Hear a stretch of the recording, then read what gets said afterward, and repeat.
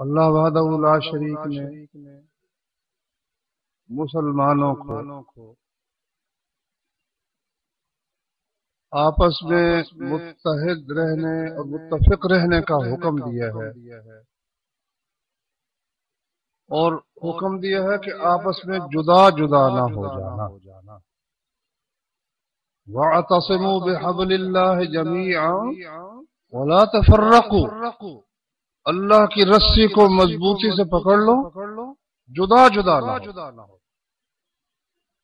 اب سب مسلمانوں کے متحد اور متفق رہنے کا طریقہ کیا ہے، اور وہ کون سا مقام ہے جہاں سے وہ ایک رہنے کی بجائے مختلف گروہوں میں بٹ جاتے ہیں، یہ بات دیکھنے کی، اس پر غور کرنے کی ضرورت ہے۔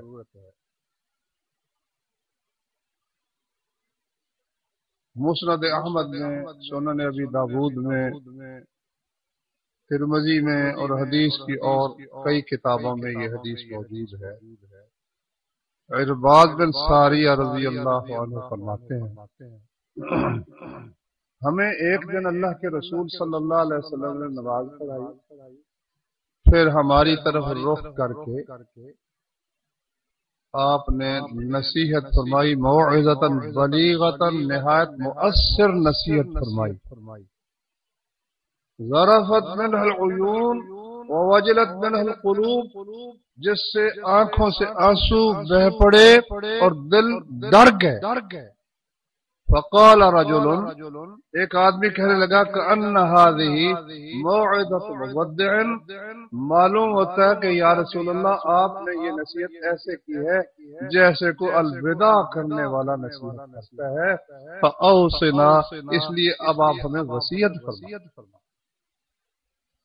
تو رسول اللہ صلی اللہ علیہ وسلم نے فرمایا، اوصیکم بالسمع والطاعۃ، میں تمہیں حکم دیتا ہوں اپنے امیر کی بات سننے کا اور اطاعت کرنے کا۔ وَإِن كَانَ عَبْدًا حَبَشِيًّا، کا حبشی آدمی تم پر مقرر کر دیا جائے، فَإِنَّهُ مَن يَعِشْ مِنكُم بَعْدِي فَسَيَرَى اخْتِلَافًا كَثِيرًا، کیونکہ تم میں سے جو میرے بعد زندہ رہے گا وہ بہت اختلاف دیکھے گا۔ اب اس اختلاف کا حل کیا ہے؟ فَعَلَيْكُمْ بِسُنَّتِي وَسُنَّةِ الْخُلَفَاءِ الرَّاشِدِينَ الْمَهْدِيِّينَ، تم نے لازم پکڑنا ہے اس طریقے کو جو میرا طریقہ ہو، اور اس طریقے پر خلفاء راشدین بھی چلے ہوں، میرا راستہ اور خلفاء راشدین کا راستہ۔ وَإِيَّاكُمْ وَمُحْدَثَاتِ الْأُمُورِ، نئی نئی باتیں جو دین میں نکال لی جائیں گی ان سے بچ کر رہنا۔ فَإِنَّ كُلَّ مُحْدَثَةٍ بِدْعَةٍ، کیونکہ دین میں نکالی ہوئی ہر بات بدعت ہے، وَكُلُّ بِدْعَةٍ ضَلَالَةٍ، اور ہر بدعت گمراہی ہے۔ دین میں کوئی بات نکالنے کی کسی کو اجازت نہیں ہے۔ عبادت، اللہ تعالیٰ کی بندگی، نماز، روزہ، جو کام ہم ثواب کے لیے کرتے ہیں، ان میں قاعدہ یہ ہے کہ جو اللہ اور اس کے رسول صلی اللہ علیہ وسلم نے بتایا ہے اس میں کمی بیشی کرنی اپنی مرضی سے جائز نہیں ہے۔ اور دنیا کے کاموں میں، دین کے کاموں میں وہ کام کرنا ہے جس کا حکم دیا ہے۔ دنیا کے کاموں میں جو مرضی کرتے چلے جاؤ سوائے اس کے جس سے اللہ اور اس کے رسول نے روک دیا ہے۔ خرید و فروخت، اب سود سے منع کر دیا، وہ منع ہے۔ اسی طرح سے معاملات میں جن چیزوں سے اللہ اور اس کے رسول صلی اللہ علیہ وسلم نے منع کر دیا ان سے رک جانا ہے، اور عبادات میں صرف وہ عبادت کرنی ہے جو اللہ اور اس کے رسول صلی اللہ علیہ وسلم نے حکم دیا ہے۔ اب نمازیں 5 ہے، کوئی 6 نمازیں فرض کر لے، اجازت نہیں ہے۔ کوئی شخص کہے بھائی 4 رکعتیں ظہر کی، چلو 5 پڑھ لیں، تو کیا نیکی کا کام ہی ہے نا، نیکی نہیں ہے۔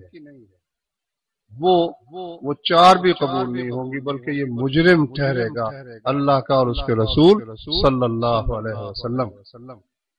یہی وجہ ہے ہر خطبے میں، دیکھو کتنی اہم بات ہے، ہر خطبے میں ہی رسول اللہ صلی اللہ علیہ وسلم یہ کہتے تھے اما بعد فإن خیر الحدیث کتاب، سب باتوں سے بہتر بات اللہ کی کتاب ہے، وہ خیر الہدی ہدی محمد صلی اللہ علیہ وسلم، سب طریقوں سے بہتر طریقہ محمد صلی اللہ علیہ وسلم کا طریقہ ہے، وہ شر الامور محدثاتها، سب کاموں میں سے برے کام وہ ہیں جو نئے ایجاد کر دیے جائیں، وکل محدثۃ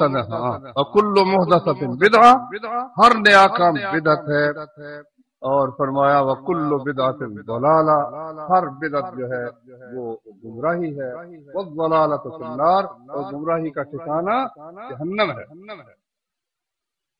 اب اس میں کئی لوگ کہتے ہیں بھئی نئی بات ہے، یہ دیکھو بجلی کا پنکھا بھی نیا ہے، یہ بلب بھی نیا ہے، یہ اے سی بھی نیا ہے، موٹریں بھی نئی ہیں، سب کچھ نئی چیزیں، تمہارا اپنا وجود نیا ہے، پھر تم بھی بدعت ہو گئے۔ نہیں بھائی، ام المومنین عائشہ رضی اللہ عنہا کی صحیح بخاری اور مسلم میں حدیث ہے کہ رسول اللہ صلی اللہ علیہ وسلم نے فرمایا من احدث فی امرنا ھذا، ہمارے اس دین میں جو شخص نئی چیز نکالے ما لیس منہ، جو اس میں نہیں ہے فهو رد، تو وہ مردود ہے، قابل قبول نہیں ہے۔ ترمذی میں حدیث ہے عبداللہ بن عمر رضی اللہ عنہ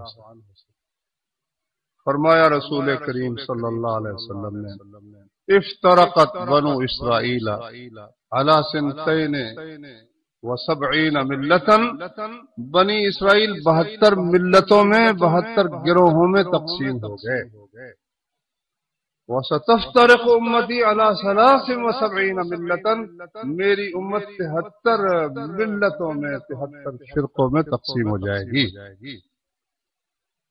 كُلُّهُمْ فِي النَّارِ، وہ سب کے سب جہنم میں ہوں گے مگر ایک۔ پوچھا کہ وہ ایک کون سا ہے؟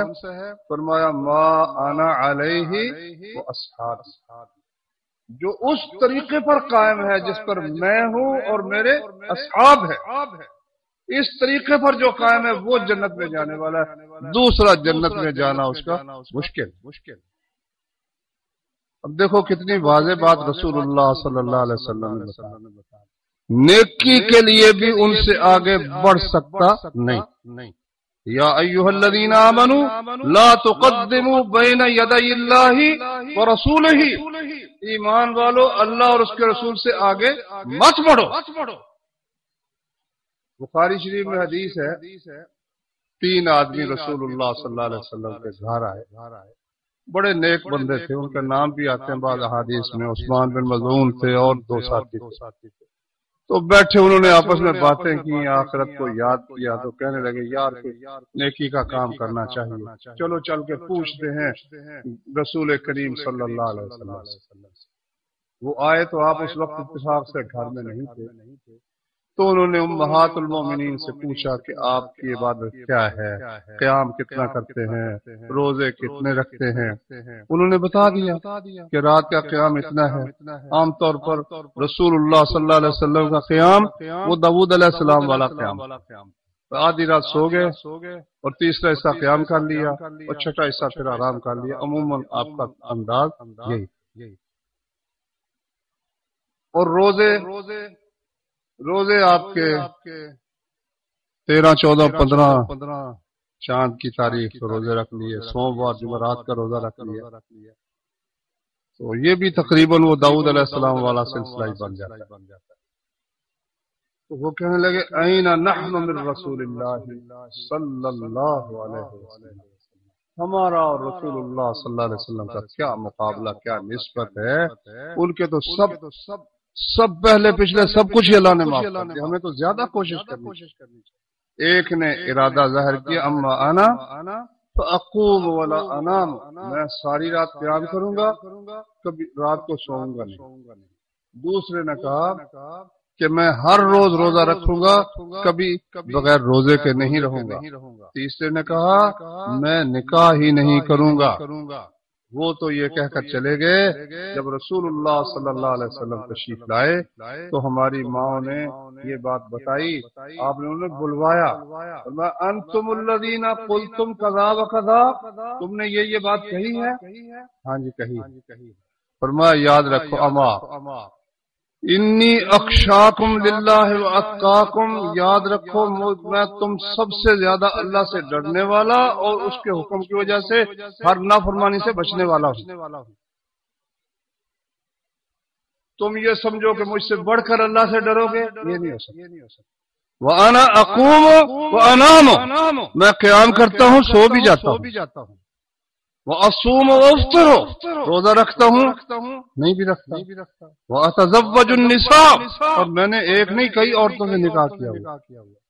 فَمَنْ رَغِبَ عَنْ سُنَّتِي فَلَيْسَ مِنِّي، جو میری سنت میرے طریقے سے بے رغبتی کرتا ہے وہ مجھ سے ہی نہیں، مجھ سے ہی نہیں ہے رسول اللہ صلی اللہ علیہ وسلم۔ تو میرے بھائیوں، اب امت مسلمہ کے ایک ہونے کا راز اس میں ہے کہ جہاں جہاں سے وہ دو ہوئے ہیں وہ سب باتیں چھوڑ دی جائیں۔ وہ تمام شخصیتیں جن کے نام پر گروہ بنے ہیں، خواہ وہ حضرت علی کا نام ہو، خواہ وہ اماموں میں سے حضرت امام ابو حنیفہ کا نام ہو، خواہ وہ حضرت امام شافعی کا نام ہو، یا مالک کا، یا احمد بن حنبل کا، یا وہ کوئی عبد القادر جیلانی رحمہ اللہ کا نام ہو، یا چشتی یا سور وردی، یا جس کا بھی نام ہو، سب کو چھوڑ کر صرف وہ چیز جو اللہ نے نازل فرمائی ہے، اتبعوا ما انزل الیکم من ربکم، اس کے پیچھے چلو جو تمہارے رب کی طرف سے نازل کیا گیا ہے۔ ولا تتبعوا من دونه اولیاء، اس کے سوا اپنے اولیاء کا پیچھے مت چلو، اللہ نے قرآن مجید میں۔ اب دین میں کوئی نئی چیز، کئی کہتے ہیں جی کچھ بدعتیں اچھی ہوتی ہیں کچھ بدعتیں بری ہوتی ہیں۔ اچھا تو کہتے ہیں بدعت حسنہ جو ہے نا اس کا کوئی حرج نہیں، دین میں کوئی اچھی بات نکال۔ یہ تبلیغ والے بھائی تو وہ بہت وہ اس کو کہتے ہیں، وہ تو رسول اللہ صلی اللہ علیہ وسلم جھوٹ بولنے سے بھی دریغ نہیں کرتے اور جھگڑتے بحث، واللہ مجھ سے کئی لوگوں نے بحث کی، کہتے جی ہم جو حدیث یہ بیان کرتے ہیں یہ لوگوں کو دین کی طرف لانے کے لیے گاڑ رہے ہیں نا۔ اور جاہلو، اللہ کے رسول صلی اللہ علیہ وسلم نے فرمایا جو شخص مجھ پر جھوٹ بولے جان بوجھ کر وہ اپنا ٹھکانہ جہنم میں بنا لے، اور قرآن میں اللہ نے فرمایا قل هل ننبئکم بالاخسرین اعمالا، اے نبی ان سے کہہ دے کیا میں تم کو سب سے زیادہ خسارے والے لوگ نہ بتاؤں؟ سب سے زیادہ، یہ سورہ کہف کی آخری رکوع ہے۔ الذین ضل سعیهم فی الحیات الدنیا وهم یحسبون انہم یحسنون صنعا، جن کی ساری جد و جہد اور کوشش دنیا کے اندر ضائع ہو گئی اور وہ سمجھتے ہیں کہ وہ بہت اچھا کام کر رہے ہیں۔ اچھا کام میرے بھائی صرف وہ ہے جو اللہ اور اس کے رسول صلی اللہ علیہ وسلم نے بتایا۔ کام صالح اور اچھا ہونے کے لیے دو شرطیں ہیں، اللہ اور اس کے رسول صلی اللہ علیہ وسلم نے بتایا ہو، پھر وہ خالص اللہ کے لیے کیا جائے، پھر یہ عمل صالح۔ اگر اللہ اور اس کے رسول کا بتایا ہوا عمل بھی کرے مگر لوگوں کے دکھاوے کے لیے، وہ بھی رد ہے۔ اور اگر بڑے ہی اخلاص کے ساتھ اللہ کے لیے کرے مگر وہ عمل جو اللہ اور اس کے رسول صلی اللہ علیہ وسلم نے نہیں بتایا، جس پر ان کی مہر نہیں ہے، قیامت کے دن بجائے ثواب کے جس طرح جعلی سکہ چلنے کی بجائے وہ جیل میں جانے کا اور سزا کا باعث بنتا ہے۔ اسی طرح سے جعلی عبادات کرنی، قیامت کے دن یہ بڑی کوشش کر رہا ہے، پیسے بھی خرچ کر رہا ہے، ہزاروں لاکھوں روپے لٹا رہا ہے، مگر قیامت کے دن وہ سارا کا سارا عذاب کا باعث بن گیا۔ میرے بھائیو، اب خلاصہ کیا ٹھہرا؟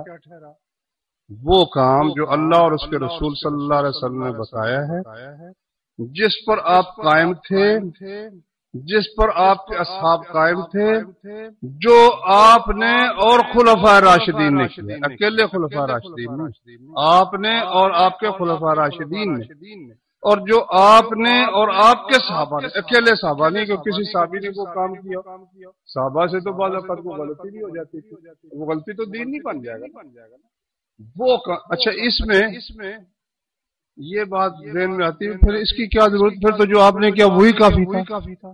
مگر بعض اوقات آپ سے کوئی ایسا عمل بھی روایت ہوتا ہے جو صحابہ کا عمل اس کے خلاف، سارے صحابہ کا عمل ہی اس کے خلاف ہے مسئلہ، تو اس کا مطلب یہ کہ وہ جو بیان ہو رہا ہے وہ صحیح بیان نہیں ہو رہا۔ اس لیے عمل وہ ہے جو کتاب و سنت ہے، اور اس کو صحابہ کرام نے کس طرح سمجھا ہے۔ ابو بکر و عمر رضی اللہ عنہ نے اس قرآن کی آیت کو اور سنت رسول کو کس طرح سمجھا ہے، اس طرح اس پہ عمل کرنا ہے۔ تو بھائیو، اب یہ ہمارے پاس ایک پیمانہ ہو گیا کہ جو بھی عمل کوئی شخص کہتا ہے یہ نیک عمل ہے، ہم تاریخ میں اس کو ڈھونڈیں گے، تفسیر میں، قرآن مجید میں، حدیث رسول صلی اللہ علیہ وسلم میں، کہ آپ نے وہ کام بتایا ہے یا کیا ہے، اور خلفاء راشدین نے وہ کام بتایا ہے یا کیا ہے، پھر صحابہ کرام نے وہ کام بتایا ہے یا کیا ہے۔ اگر وہاں وہ چیز نہیں ملتی، پھر اس کو کتنا مرضی خوبصورت عنوان آپ دے لیں، اللہ کی جناب میں ایک ذرہ برابر اس کی قدر و قیمت نہیں، بلکہ وہ قیامت کے دن پکڑوانے کا باعث بنے۔ اب آپ دیکھیے، اس وقت آج 9 ہے ربیع الاول کی، تو تقریباً بہت بعد، کئی صدیاں بعد رسول اللہ صلی اللہ علیہ وسلم کی، کئی صدی بعد فاطمی خلفاء نے، شیعہ تھے وہ اس طرح کی وہ کوئی نہ کوئی نئی چیز نکالتے رہتے تھے، انہوں نے میلاد کا سلسلہ شروع کیا کہ رسول اللہ صلی اللہ علیہ وسلم کا یوم پیدائش۔ اب وہ یوم پیدائش ایسا چلا ہے، حضرت علی کا بھی یوم پیدائش، اور یہ پیروں فقیروں کا بھی یوم پیدائش، حالانکہ اس کی تو رسول اللہ صلی اللہ علیہ وسلم سے ممانت بھی ثابت ہے۔ کیوں؟ آپ نے فرمایا من تشبہ بقوم فہو منہم، جو کسی قوم کی مشابہت اختیار کرتا ہے وہ ان میں سے ہوتا ہے۔ اب یہ یوم پیدائش بنانا یا یوم وفات بنانا، اسلام میں اس کی گنجائش ہی نہیں بھائی، کوئی دخل ہی اس بات کا نہیں۔ 23 برس نبوت کے بعد رسول کریم صلی اللہ علیہ وسلم نے زندگی بسر کی، کیا کسی ایک پیغمبر کا یا کسی ایک صحابی کا یوم پیدائش یا یوم وفات بنایا رسول اللہ صلی اللہ علیہ وسلم؟ اچھا، آپ جب دنیا سے رخصت ہو گئے تو حضرت عمر رضی اللہ عنہ کے زمانے میں، حضرت ابو بکر کے زمانے میں بھی احکام جاتے تھے۔ اچھا، ایک حکم گیا، پھر دوسرا حکم چلا گیا، اب اس پر لکھا ہوتا تھا شعبان کی فلاں تاریخ یا رمضان کی فلاں تاریخ، سن نہیں ہوتا تھا۔ تو لوگوں نے کہا جی سن ہونا چاہیے، کس سن کا یہ حکم ہے؟ تو انہوں نے کہا کہ وہ جو ہم عیسائیوں والا سن رکھ لیں۔ سوچا ہی نہیں، یعنی گوارا ہی نہیں کہ کسی غیر مسلم قوم کا سن مسلمان استعمال کریں، عیسائیوں کا بھی نہیں۔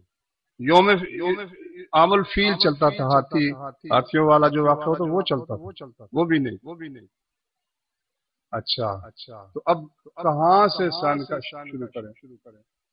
یہ بات آئی، کر سکتے تھے کہ رسول اللہ صلی اللہ علیہ وسلم کے یوم پیدائش سے سن کی ابتدا کرتے تھے، جیسا کہ عیسائیوں نے مسیح علیہ السلام کے یوم ولادت سے سن کا آغاز کیا۔ نہیں، یوم ولادت سے ہم سن کا آغاز نہیں کریں گے، پھر جس دن نبوت آپ کو ملی اس دن سے آغاز کر سکتے تھے۔ جس دن ہجرت کی اور ہجرت کی وجہ سے اللہ نے مسلمانوں کو اپنا گھر اور بیٹھنے کی جگہ عطا فرمائی، اسلام کو عزت بخشی، اس دن کو سن کے طور پر استعمال کیا۔ کفار کے ساتھ کسی قسم کی مشابہت، کوئی مصالحت کی صورت ہی نہیں کفار کے ساتھ۔ ان کے ساتھ دو ہی باتیں، یا مسلمان ہو جاؤ یا جزیہ دو یا پھر ہماری تمہاری کھلی جائے، تیسری بات ہی۔ تو میرے بھائیوں، یہ جو یوم ولادت منایا جاتا ہے، یہ یوم، اور یہ بھی عجیب سلسلہ ہے، کبھی اس کو یوم وفات بنا لیتے ہیں، کبھی اس کو یوم میلاد بنا لیتے ہیں۔ 12 سب سے پہلے تو یہ آپ دیکھیے کہ اگر یہ اس کی کچھ حقیقت ہوتی، رسول اللہ صلی اللہ علیہ وسلم کی ولادت کے دن کوئی عید بنانے کی، صاف حدیث ہے کہ رسول اللہ صلی اللہ علیہ وسلم مدینہ میں تشریف لائے تو وہ لوگ 2 دن خوشی کے مناتے تھے، 2 عیدیں مناتے تھے۔ ایک کا نام نوروز تھا، ایک کا نام مہرجان تھا، اور وہ موسم کے لحاظ سے تھی، جس طرح یہ بیساکھی منائی جاتی ہے یا یہ سکھوں کی موسم بہار کی یا اس قسم کی عیدیں اور خوشیاں اور جشن ہوتے۔ تو رسول کریم صلی اللہ علیہ وسلم نے فرمایا، اللہ تعالیٰ نے تمہیں ان سے 2 بہتر دن عطا فرمائے ہیں، ان دونوں دنوں کا تعلق عبادات سے ہے۔ ایک جب روزے کی عبادت ختم ہوئی، اس کے ساتھ اللہ کا شکر ادا کرنے کے لیے عید الفطر ہے۔ ایک قربانی کے موقع پر جب حج ہو رہا ہے مکہ مکرمہ میں، اس وقت تمام دنیا کے لوگ 10 ذو الحجہ کو قربانیاں کرتے ہیں اور خوشی مناتے ہیں۔ دونوں میں نیکی کا، تقوی کا، اللہ کے عبادت کا، اللہ کے ذکر کا دخل ہے۔ مطلق خوشی، ایسے ناچنا، تھرکنا، رقص کرنا، یہ تو اللہ تعالیٰ نے اس کی کوئی ہمیں تعلیم ہی نہیں دی۔ اچھا، اب کئی کہتے ہیں دیکھو جی یہ سب خوشیاں ٹھیک ہیں، مگر یہ سب خوشیاں نبی کے طفیل حاصل ہوئی، تو نبی صلی اللہ علیہ وسلم جب پیدا اس دن خوشی کیوں نہ کی جائے؟ مگر اگر سوچو نا تو یہ اعتراض اللہ پر بھی پڑتا ہے، اس کے رسول پر بھی اعتراض آتا ہے، پھر ابو بکر و عمر پر بھی آتا ہے، پھر خلفاء راشدین سب پر آتا ہے کہ پروردگارا تو نے صحابہ کرام اور اپنے نبی کو 2 عیدیں بتائی، تیسری تو نے بتائی ہی نہیں، نہ تیرے قرآن میں اس کا ذکر ہے، نہ تیری حدیث میں اس کا ذکر ہے۔ یہ تو تان ہے اللہ پر۔ اور امام مالک رحمت اللہ علیہ کیا خوبصورت بات ہوئی، وہ فرماتے ہیں جو شخص دین میں کوئی نئی بات ایجاد کرتا ہے، دراصل وہ یہ کہتا ہے کہ محمد دین کو ناقص چھوڑ گئے تھے، ناقص سے مکمل کر رہا ہے، وہ ناقص چھوڑ گئے تھے، کمی چھوڑ گئے تھے، اس کمی کو میں نے پورا کیا صلی اللہ علیہ وآلہ وسلم۔ بھائیو یہ دو دیکھ لو کتنی بڑی جسارت ہے، کتنی بڑی جرأت ہے۔ اگر ایسی کوئی بات ہوتی تو کم از کم نبی کریم صلی اللہ علیہ وسلم کی یوم ولادت پر اتفاق تو ہوتا نا، فلانے دن پیدا ہوئے ہیں۔ دیکھو عید الفطر پر سب کا اتفاق ہے نا، کس تاریخ کو ہے عید الفطر؟ کیڑی تاریخ میں ہے؟ 1 شوال کو۔ اور عید الاضحیٰ کس دن ہے؟ 10 ذو الحجہ کو۔ اور نبی کریم صلی اللہ علیہ وسلم کس دن پیدا ہوئے؟ پوچھو تاریخ والوں سے، کوئی کہے گا 9 ربیع الاول۔ اکثر جو محققین ہیں، قاضی سلیمان منصور پوری رحمت اللہ علیہ، سید سلیمان ندوی اور اس طرح بڑے بڑے جو محققین ہیں، وہ کہتے ہیں 9 تاریخ کو پیدا ہوئے تھے۔ اس پر سب کا اتفاق ہے، صحیح مسلم میں حدیث ہے، رسول اللہ صلی اللہ علیہ وسلم نے فرمایا میں پیر کے دن، سوموار کے دن 12 ربیع الاول بنتی نہیں، آج سے کئی 100 سال پہلے تک کا کیلنڈر ملتا ہے، موجود ہے، آپ کوشش کر کے دیکھ لیں۔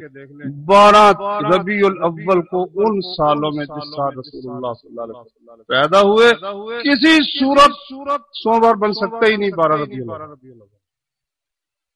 تو ایک بات تو یہ ذہن میں رکھنا چاہیے۔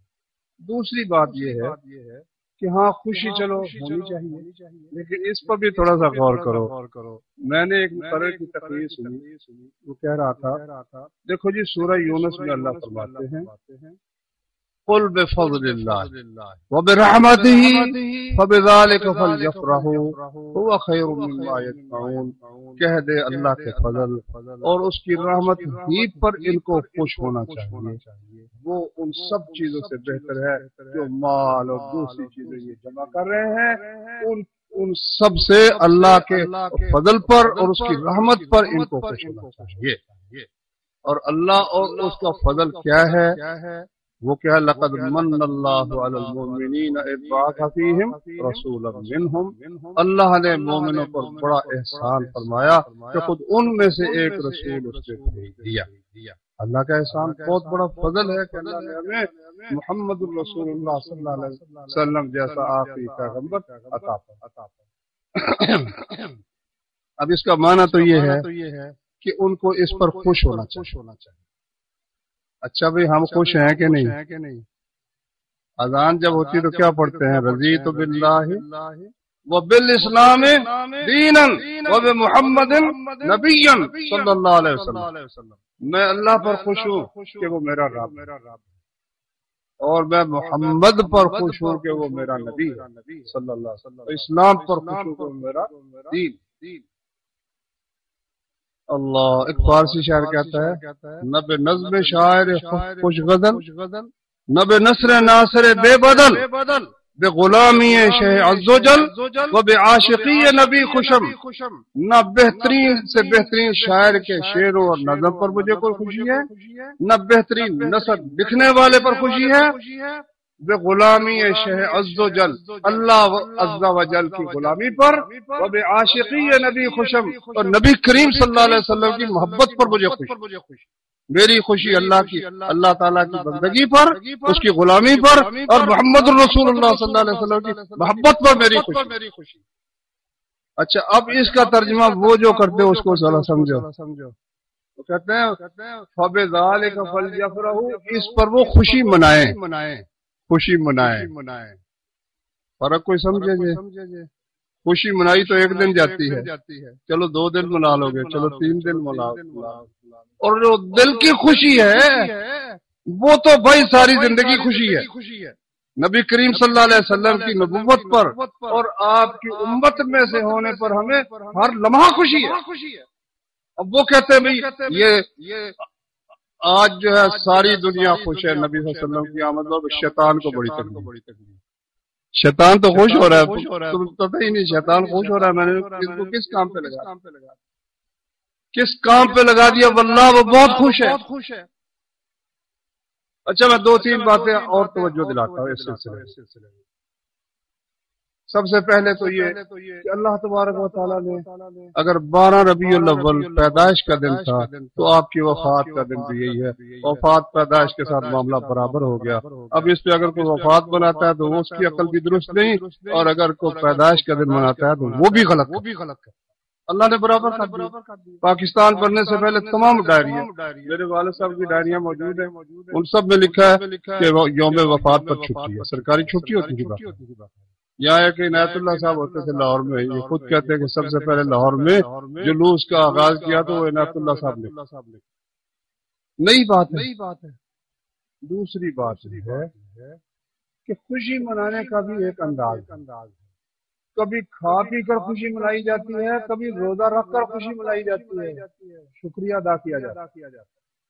رسول کریم صلی اللہ علیہ وسلم مدینہ میں تشریف لائے تو روزہ رکھتے تھے لوگ، یہودی روزہ رکھتے تھے، فرمایا کیا مسئلہ ہے؟ کہا جی یہ ایک عظیم دن ہے 10 محرم کا، اللہ نے اس دن بنی اسرائیل کو اور موسیٰ علیہ السلام کو فرعون سے نجات دلائی تھی، اس لیے ہم روزہ رکھتے ہیں۔ آپ نے کہا ہمارا تو زیادہ حق ہے، پھر آپ نے بھی روزہ رکھا۔ چاہیے تھا جس دن نجات ہوئی تھی اس دن تو خوشی کو منانے کی سبیل بنانی چاہیے تھی نا، کوئی زیادہ کھانے پینے کا کوئی صورت ہونی چاہیے، روزہ رکھا۔ یہاں بھی اگر کرنا ہے تو مسلم شریف میں ایک حدیث ہے، ابو قتادہ رضی اللہ عنہ، ابو قتادہ کہتے ہیں کہ ہم نے پوچھا یا رسول اللہ یہ بتائیے ایک شخص روز ہی روزہ رکھتا ہے اس کے متعلق کیا خیال؟ ہاں ابتدا سے ایک شخص نے کہا یا رسول اللہ کیف تصوم، آپ کیسے روزہ رکھتے ہیں؟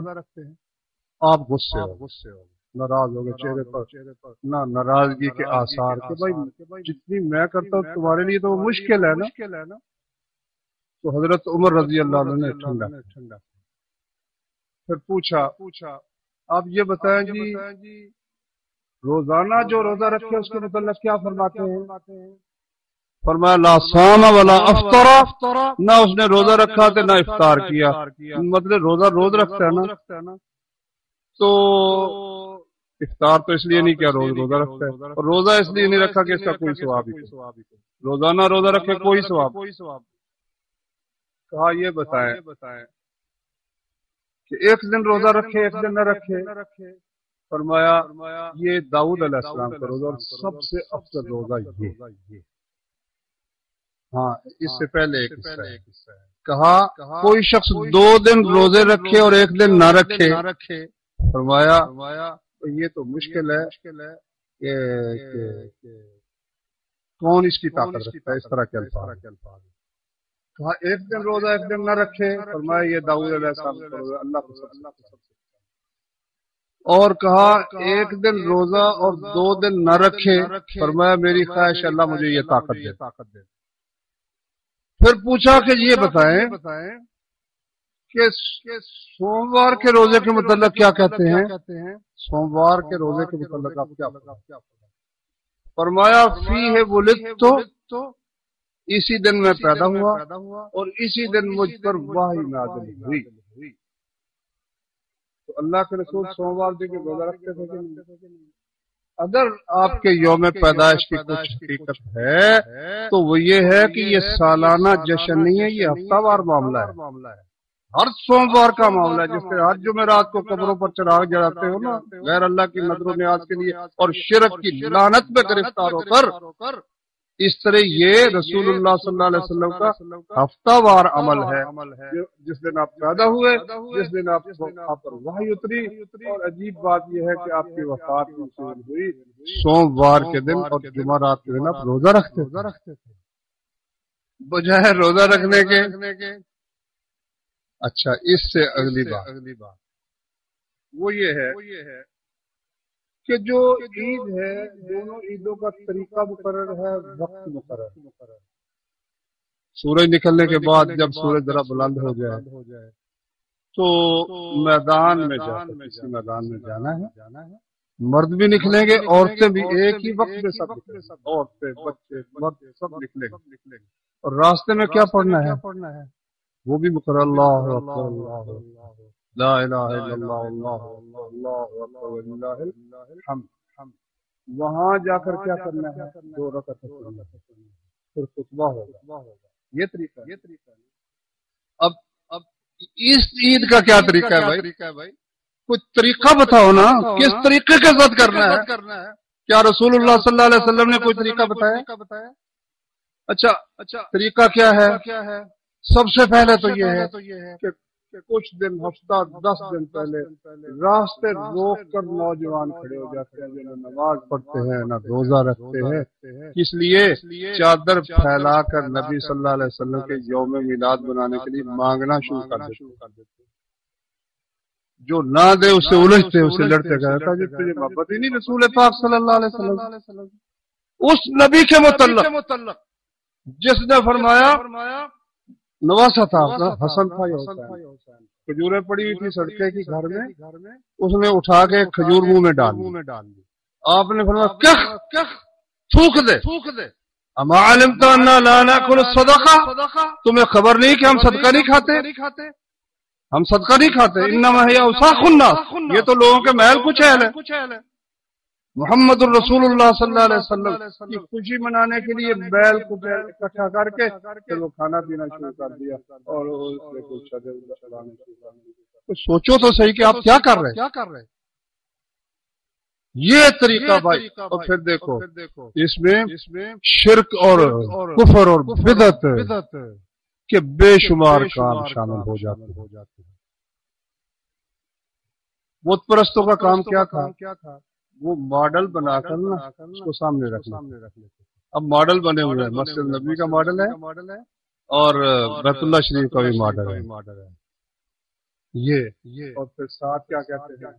محفل میلاد ہے، محفل میلاد، اور کہتے ہیں کبھی تو کہتے ہیں کہ دم بے دم پڑھو درود، حضرت بھی ہے یہاں موجود، حضرت یہاں موجود ہے، کبھی یہ کہتے ہیں، اور کبھی کیا کہتے ہیں؟ آ گیا وہ جس کا سارا بندہ خدا اگر موجود ہے تو آ گیا کا مقصد کیا ہے بھائی؟ اور یہاں سے جب ہم گزرتے تھے تو ایک دیوار پر لکھا ہوا تھا، آپ کو شاید مٹ گیا، سنا ہے آپ ہر عاشق کے گھر تشریف لاتے ہیں، سنا ہے آپ ہر عاشق کے گھر تشریف لاتے ہیں، میرے گھر میں بھی ہو جاوے چراغاں یار۔ کچھ صرف پیر ہی نہیں، کبھی کہتے ہیں کہ عاشقوں کے گھر آتے ہیں، کبھی کہتے ہیں کہ آ گئے ہیں ہماری مجلس میں، کبھی کہتے ہیں ہر وقت یہاں پر موجود ہے۔ یہ سب ہی کفر اور شرک کی بات ہے۔ نبی صلی اللہ علیہ وسلم دنیا سے رخصت ہو گئے، تو قبر میں آپ کا جسم مبارک ہے اور آپ کی روح جس کا بے شک اس جسم سے بھی تعلق ہے، لیکن وہ جنتوں میں راحت اور نعمتیں اللہ تعالیٰ کی جو ان سے لطف اٹھا رہے ہیں نبی کریم صلی اللہ علیہ وسلم، تو قیامت کے دن قبر سے نکلیں گے۔ ترمذی میں حدیث ہے، انا اول من تنشق عنہ القبر یوم القیامہ، قیامت کے دن سب سے پہلے میری قبر پھٹے گی اور میں اس میں سے نکلوں۔ یہ کہتے ہیں آ گئے ہیں ہماری مجلس میں موجود ہیں اور ہر عاشق کے گھر تشریف لاتے ہیں۔ اور وہ ایک صاحب تو وہ کہتے ہیں نبی کریم صلی اللہ علیہ وسلم میرے پاس تشریف لائے، انہوں نے کہا کہ میری مہمانی بھی تمہارے ذمے ہے اور میرا کرایہ بھی تمہارے ذمے ہے۔ واللہ وہ سننے والے ایسے بدھو بے وقوف، وہ اتنا نہیں سوچتے یہ کہہ کیا رہا ہے، پوچھتے نہیں تیرے منہ میں دانت کتنے ہیں۔ اس وقت تشریف نہ لائے جب صحابہ کرام آپس میں لڑ رہے تھے، ایک طرف جو سب سے محبوب بیوی تھی حضرت عائشہ وہ تھی، اور ایک طرف داماد تھا جس کو فرمایا کہ جو میں جس کا دوست ہوں علی بھی اس کا دوست ہے، جو علی کا دوست ہے وہ میرا دوست ہے، جو میرا دوست ہے وہ علی کا دوست ہے۔ ایک طرف اتنا جانی دوست ہے، ایک طرف محبوب بیوی، آ کر کہتے کیا کر رہے ہیں، رک جاؤ، کیوں نہیں رکتے، وہاں تشریف نہیں لائے، ان کے پاس تشریف لاتے۔ اس یعنی جشن کو انہوں نے شرک کا ایک ذریعہ بہت بڑا بنایا، ایسی نعتیں ایسی نظمیں، بلکہ بے حیائی کا۔ کوئی آپ جا کر دیکھو کئی ایسے سٹیج ہیں وہ جناب لگے ہوئے اور ان پر رقص ہو رہا ہے، نوجوان بگڑا ڈال رہے ہیں، لڑکیاں رات کو نکل رہی ہیں، کوئی ٹائم اس کا ٹائم سارا دن ہی ہے اور رات کے عشاء کے وقت بھی ہے۔ یاد رکھو اللہ تعالیٰ نے جو عبادتیں مقرر کی ہیں ان میں بے حیائی کی گنجائش نہیں ہے۔ عید الفطر میں بے حیائی کی گنجائش نہیں ہے، نماز پڑھنی ہے، گھر چلے جانا۔ عید الاضحیٰ میں گنجائش نہیں ہے بے حیائی کی، مگر اس جشن کی بنیاد ہی اس قسم کی ہے۔ نام رسول اللہ صلی اللہ علیہ وسلم، ہم عاشق ہیں، مگر اللہ نے بتایا اگر عاشق ہو محبت کرتے ہو تو میں تمہیں بتاتا ہوں محبت کا طریقہ کیا ہے۔ اللہ نے بتایا کہ نہیں قرآن میں کہ مجھ سے محبت کرنی ہے میرے نبی سے تو کیا طریقہ ہے؟ قل ان کنتم تحبون اللہ فاتبعونی، اگر تمہیں اللہ سے محبت ہے تو ان کا کہنا مانو نا، جو وہ کہتے وہ کرو، جو وہ کہتے وہ کرنا نہیں۔ اور بڑے بڑے جو وزیر ہیں اور ممبر ہیں وہ بھی سستا کام ہے نا، اس میں پیسے دینے سے جانے سے عاشق رسول کا خطاب تو مل جاتا ہے نا، لیکن باقاعدہ 5 ٹائم مسجد میں جانے سے اللہ کے احکام پر عمل کرنا تو بھائی مشکل بات ہے، زکوٰۃ دینی تو بڑی مشکل بات ہے، اور یہاں تھوڑا سا خرچ کر کے خطاب مل جاتا ہے۔ کیا بات، عاشقان رسول نے جھنڈے گاڑ دیے۔ تو اس لیے میرے بھائیوں یہ بدعت حضرت معاویہ رضی اللہ عنہ سے روایت ترمذی میں ہی، وہ جو میں نے پہلے حدیث بیان کی تھی نا کہ بنی اسرائیل 72 فرقوں میں تقسیم ہو گیا، میری امت 72 فرقوں میں تقسیم ہو جائے گی، سب جہنم میں جائیں گے سوائے ایک کے، وہ جو اس طریقے پر ہے جس پر میں اور میرے اصحاب ہیں۔ تو اس میں آگے حضرت معاویہ سے یہ روایت ہے کہ وہ لوگ جو ہیں تتجارا بہم الاہواء کما یتجارا الکلاب بصاحبہ، ان میں بدعات اور دین کے اندر نئی نئی چیزیں اس طرح سرایت کر جائیں گی جس طرح بولے کتے کے کاٹنے کا اثر اس شخص کے جسم میں سرایت کر جاتا ہے جس کو وہ کاٹ جاتا ہے۔ لا يبقى منه عرق ولا مفصل، اس بولے پن سے اس شخص کا کوئی جوڑ کوئی رگ باقی نہیں رہتی، ہر رگ میں سرایت کر جاتا ہے۔ اسی طرح سے ان میں بدعات سرایت کرتے ہیں، ہر کام میں وہ بدعت کو تلاش کرتے ہیں۔ بھائیو نجات حاصل کرنی ہے تو اس صراط مستقیم پر چلو جو اللہ اور اس کے رسول صلی اللہ علیہ وسلم نے بتایا، جس پر اللہ کے رسول اور خلفاء راشدین تھے، جس پر رسول اللہ صلی اللہ علیہ وسلم اور صحابہ کرام تھے۔ اس کے بعد کتنا اونچا نام کسی کام کا کیوں نہ فلاں صاحب نے سبحانک اللہم وبحمدک اشہد ان لا الہ الا انت استغفرک واتوب الیک۔